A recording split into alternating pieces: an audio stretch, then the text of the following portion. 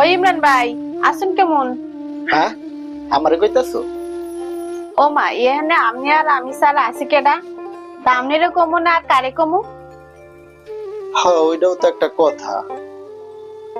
আমি আছি ভালো রোজিনা, তুই আছিস ভালো? কেমন আছিস তুই?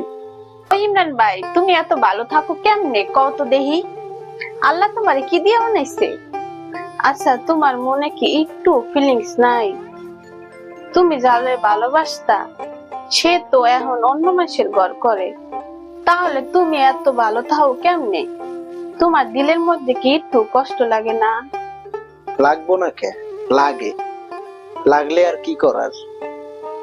যখন সুযোগ ছিল নিজের করে নেওয়ার তখন তো নিতে পারি নাই টাকার অভাবে। এখন আর কষ্ট পাইয়া কি হবে? ইমরান ভাই, তুমি অনেক কষ্ট পাইছো আমি জানি। আচ্ছা, একটা কথা কও দেখি শুনি, তুমি কি আগের মতো আমার এখনো ভালোবাসো? থাক না রোজিনা, বাদ দে। আগের কথাগুলা মনে করিস না। তুই এখন অন্য বাড়ির বউ।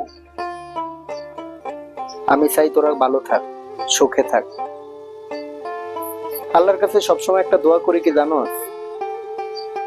এই জন্মে তো তোরে আমি নিজের করে নিতে পারলাম না, পরের জন্মে যাতে নিজের করে পাই। সবসময় দোয়াটা করি। আচ্ছা ইমরান ভাই, তাহলে থাকেন, আমি যাই। ভালো থাকেন। আর খালাম্মারে নিয়ে যায়েন আমাদের বাসায়। আমার তো বয়স হয়ে গেছে, একা একা যেতে পারবো না, আপনি নিয়ে যায়েন। ভালো থাকেন, আল্লাহ হাফেজ। আমাদের আশেপাশে এরকম হাজারো ভালোবাসার গল্প লুকিয়ে থাকে, যা কখনোই পূর্ণতা পায় না, রয়ে যায় আড়ালে সারা জীবন, যা আমি আপনি কখনোই জানতে পারবো না।